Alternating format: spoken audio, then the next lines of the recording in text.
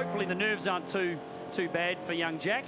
He's done a great job so far. They reversed the top 6, didn't they, Chad? Yep. So he was 6th yesterday in race 1. They only won race yesterday for this category. And for race 2, they drew a marble out of a hat, and whatever marble that was the amount of cars they reversed. And it happened to be 6, so Jack getting his chance to start from pole position will be very important for him to get a good, clean getaway. We had so much action yesterday. Not a lot of green flag running after a couple of big incidents, and this is how they'll line up. Yeah, Milligan on pole, the 20-year-old. Watch for Ash Blewett, reigning champ, won yesterday's race. He'll start outside row 3. Lots of talent, lots of young drivers, but we're also missing a couple on the other side of the page. You'll notice that we're short Tom Stokes and Jacob Smith. Amazingly, they have fixed Mike Lightfoot's car that was involved in that huge crash. He's going to race without a rear window, but no worries. That was a big accident, yeah. Happened down the front, down the back straight there, just where the cars are there. Not quite enough racing room provided there between Stokes. Here it is. Air conditioning. It's a pretty cold morning here as well for a bit of that. Yeah, so that car went into the fence. No rear wing either there. I don't know if that's going to matter so much. I don't think the downforce on the TR86 is too much of an issue, but yeah, he was very fortunate to get away with that one. Yeah, they slapped him with a dangerous driving fine for that one. Right.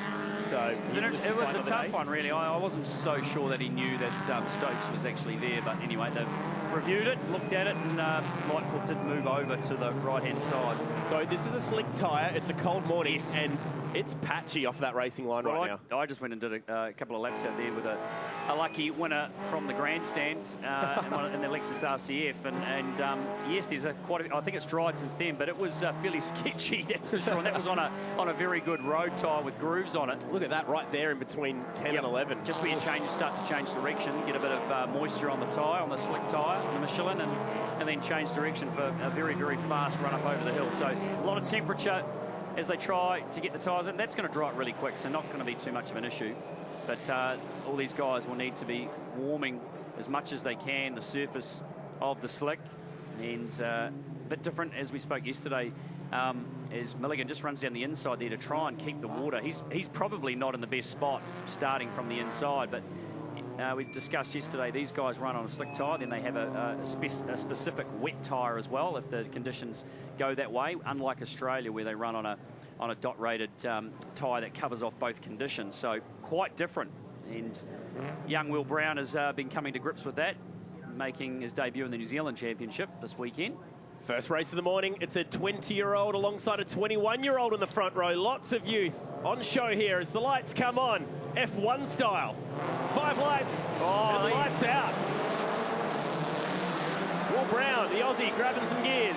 Didn't get a good start at all. Ash Blewett goes around him. He's been swamped. Milligan didn't get away too well either, just lit up the rear tyres. Probably on that wet part of the track. We've seen Grid 1 not be the best one to get away from.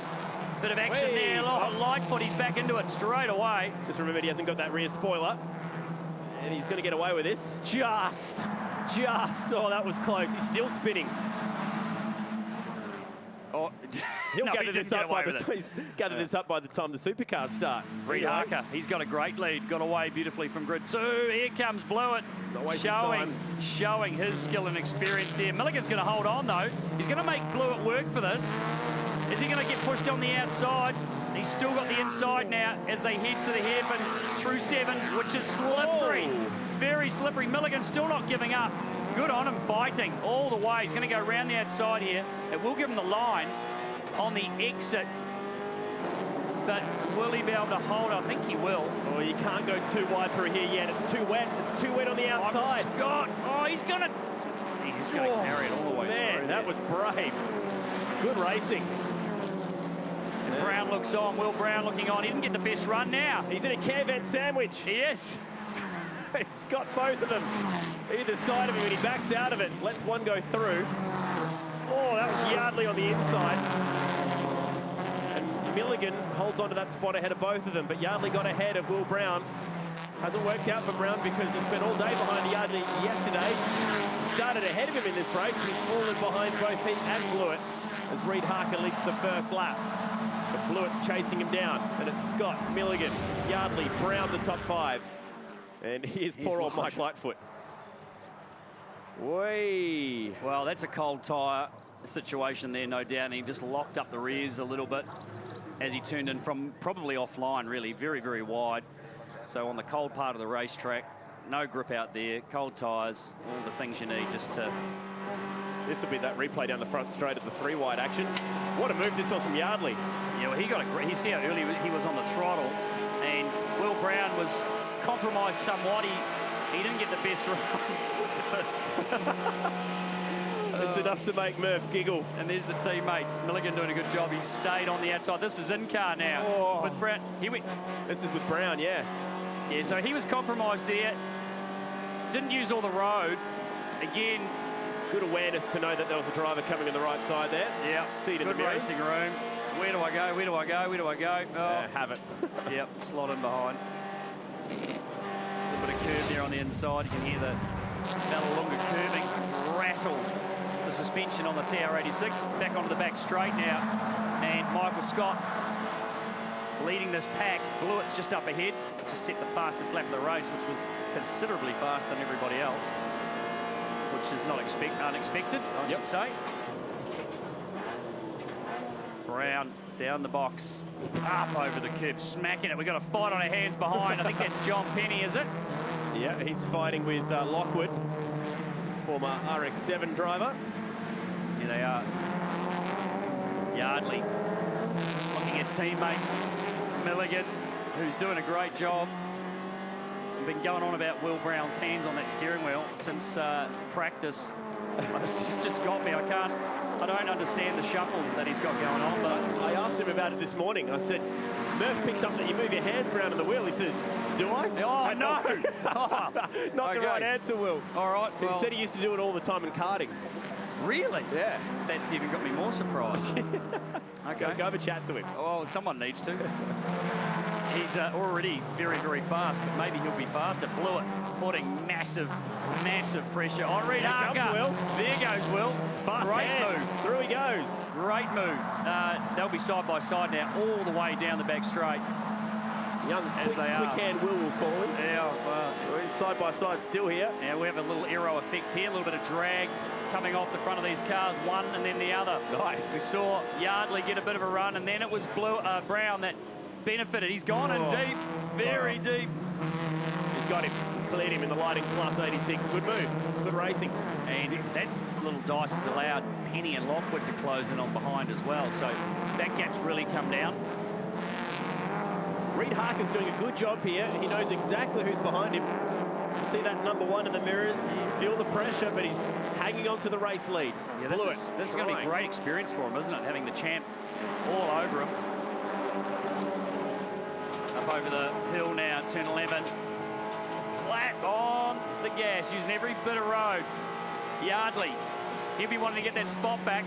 That was an opportune move there by Will Brown between turns 3 and 4, just slotted it down the inside. And that's a move that you really need to be committed to make happen and set that car up. Oh, and then we've had a change there. I think Lockwood's managed to sneak past John Penny. So those guys fighting over 7th at the moment. Here it is. Here it is here. Look at him, did he stab the throttle? That's the key to it. Really got on the throttle between the two corners, which isn't what you usually do, but he had to get the car, and we'll go on board now with Yardley, who runs out wide, and then all of a sudden, there he is, Will Brown. Gave room though, didn't move Yardley all the way out to the edge of the track, didn't run him off out of road at all, and then you could see the run that he got. You got him. New leader, it's Blewett. Oh, not yet, mate. It ain't over. Move him over. We've seen Reid Harker gets it done. He does a very nice piece of work there to just squeeze Blewett enough at the exit of the hairpin just to slow his momentum, so he couldn't run around the outside that time. What a racy track this place is. And look at him now covering off the inside line at turn 1. Under heavy fire. Oh, Blewett. He's just dancing this thing, isn't he? He knows exactly what it's going to do. He's got a lot of confidence, spent a lot of time in these cars now. Throwing it around, absolutely throwing it around. Reid Harker, great job at the moment to withstand the pressure.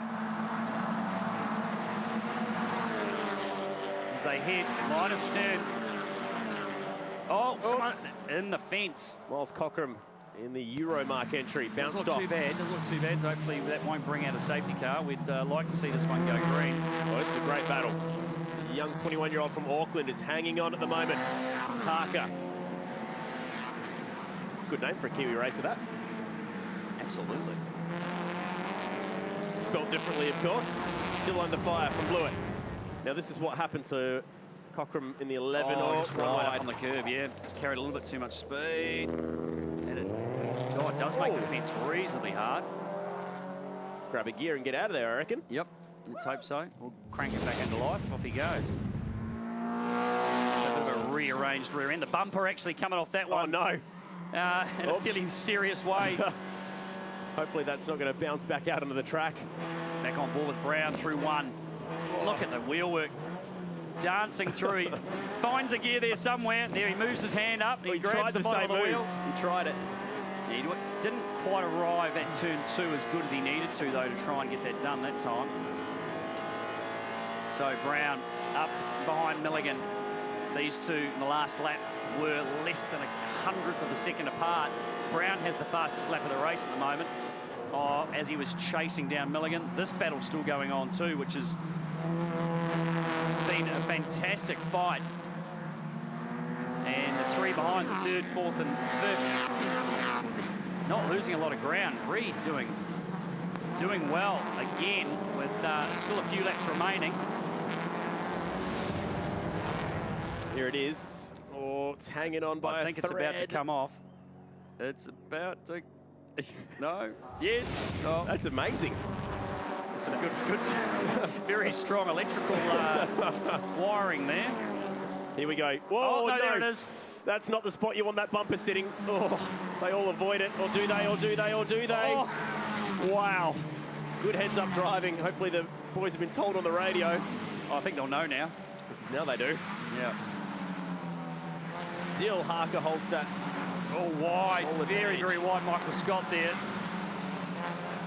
Lockwood came through three, not as good as what he should have been. Penny now putting plenty of pressure on Lockwood.